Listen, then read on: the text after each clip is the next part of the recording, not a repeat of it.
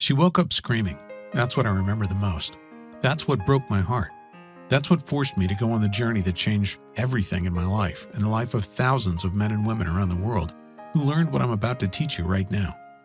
The moment my beautiful, badass wife Tara, a woman who could take down a perp twice her size with nothing but a nightstick, who was the meanest power forward on our college basketball team, and who could shut up anyone stupid enough to give her lip with nothing but her cop stare, woke up in a cold sweat, her jaw clenched so tight I thought she would break her teeth.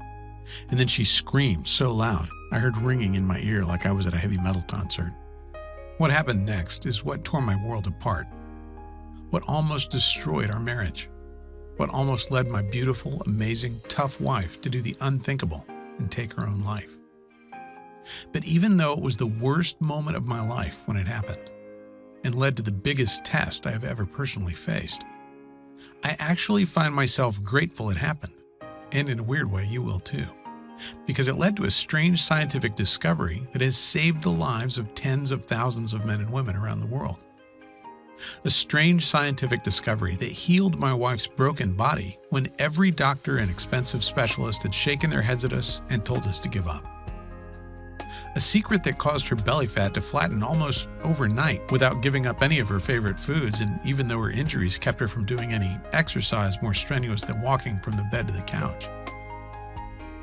A secret that brought back our love life after we thought that part of our marriage was completely dead.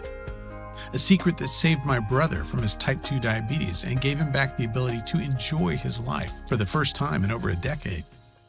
A secret that, if you just listen closely over the next 6 minutes, learn the shocking truth and do exactly what I say, could turn back the clock on your body and your metabolism so you burn fat like a teenager again. You'll wake up every morning bursting with energy, feel sharp and bright-eyed like your mind is on fire with ideas. Will have you looking and feeling younger than people 20 or 30 years younger than you, while experiencing what it's like to be truly thin and healthy for the first time in your life.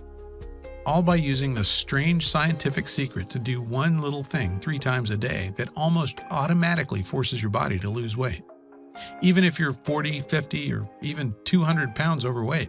In fact, it works better if you're at least 10 pounds overweight. Even if you simply don't have the time to exercise, or simply don't like exercise, this strange scientific secret doesn't involve doing anything more difficult than visiting your grocery store.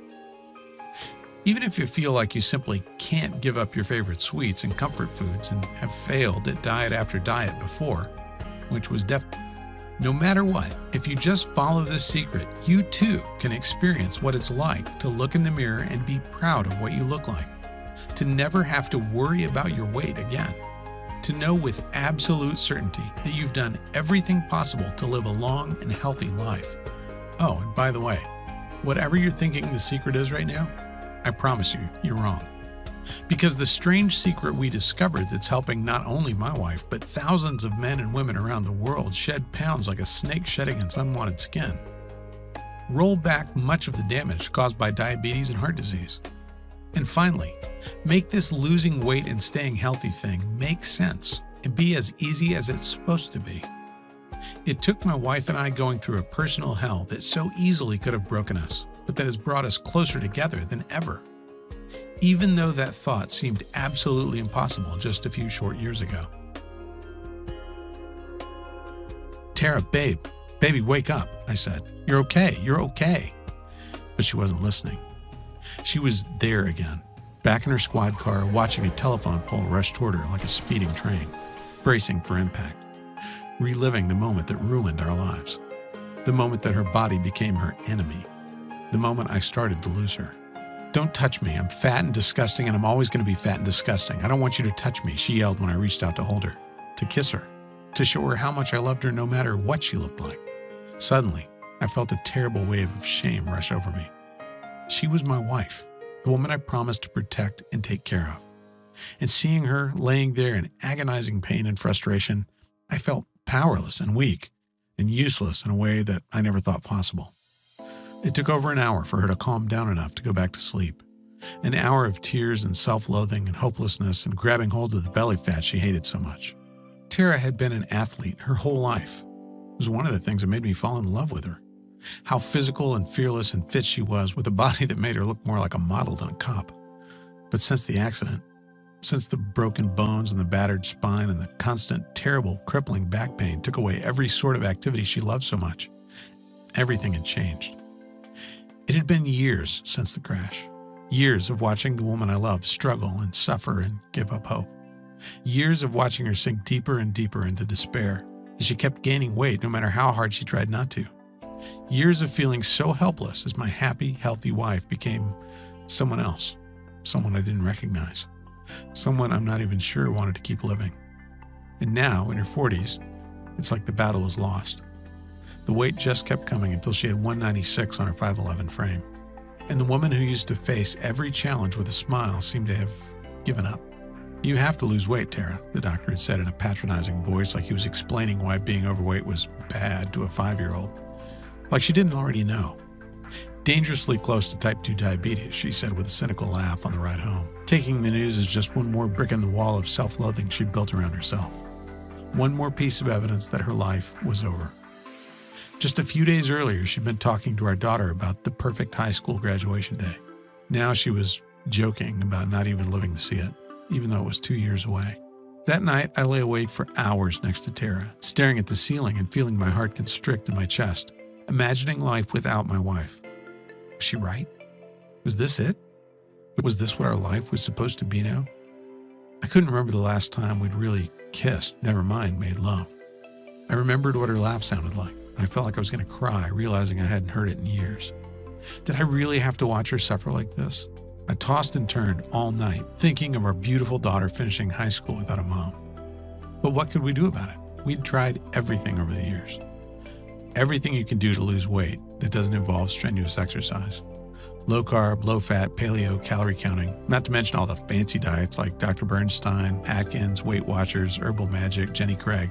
We spent thousands of dollars we couldn't afford on the salary of 2 cops, and nothing worked. No matter how hard we tried, no matter how much money we wasted, no matter how many nutritionists and specialists we saw, nothing worked. In fact, after every single miracle diet, she ended up weighing more than when she started. These extreme diets were putting her body into shock mode, causing her to have uncontrollable cravings that had her raiding the fridge in the middle of the night and sneaking bags of Hershey Kisses. And as the years went by, it just got worse and worse. She got bigger and bigger and sadder, and our marriage became less about love and more about seeing how long we could go without a fight. Lying there, feeling my wife's warm body curled up against me, I knew I could do one of 3 things. 1, I could ignore the thoughts and the fear swirling in my mind. I could watch what was left of the woman Tara used to be fade to be replaced by a shadow with her face. I could watch our marriage crumble to nothing as we headed for the divorce I knew was in our future if we didn't do something. 2, I could get mad and bitter, rage about how unfair it was to have so much taken from us when we had both dedicated our lives to serving and protecting others, and go on anti-depressants just to get me through the day. Or I could make the choice I did, the choice to fight for my wife and our family. The choice to discover the truth about the real cause of weight gain and how to stay lean and fit in your 40s, 50s, and beyond, even if you can't or just don't want to exercise. The choice to wake up every morning knowing I had done everything in my power to help the woman I still loved so much live a life as free of pain and as healthy as humanly possible. It was 2 weeks later that the solution literally hit me in the face, and it was one of the most painful experiences of my life. I was working SWAT at the time, rushing to the most dangerous situations in the city, putting my life on the line each and every day. An armed suspect was holding hostages at the top floor of a 20-story building. My job was to lead a team as we rappelled down the side of the building in full gear and hit the guy before he knew what was happening. Well, you know what they say. No plan survives contact with the enemy. We waited for the signal and then rappelled just over the side of the building, our lives literally hanging from one single rappel line. We broke the top 3 windows with a crash and tossed 3 OC pepper spray grenades to subdue everyone inside, and placed another grenade on the deck so the suspect wouldn't come running out and try to escape, or worse yet, throw one of the hostages out, possibly killing him. Just as we were about to enter the building, a massive gust of wind blew a cloud of pepper spray right back in our faces. We were coughing, sniffling, embarrassed, and could barely see. But as professionals, we still got in there and did our job. If you've ever been hit by pepper spray before, it's not a pleasant experience. For the rest of the day, I was coughing and sneezing, tears were streaming down my face. I felt like my body was on fire inside. I could practically feel the heat radiating off me like a furnace. I felt like I'd just done an intense CrossFit workout and run a half marathon, even though I was just sitting on my couch recovering. And that's when it hit me. I already knew that oleoresin capsaicin, the OC used in pepper spray grenades, could rapidly raise your body temperature. But was it possible that it could actually burn away my wife's belly fat without exercise?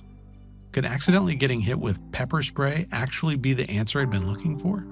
It sounded weird, even a little bit dangerous. But then I found an article in the American Journal of Clinical Nutrition that flat out proved my weird idea was actually 100% true. See, in 2012, researchers from the Hokkaido University Graduate School of Medicine ran a weird experiment. First, they put 18 healthy men aged 20 to 32 through 2 hours of cold exposure. Nothing extreme. They sat in a room with the thermostat at 66 degrees Fahrenheit, just cold enough to make the experiment work. You see, cold exposure is a well-known way to dramatically increase energy expenditure through the activation of something called brown adipose tissue. Thanks for watching. Please subscribe to our channel.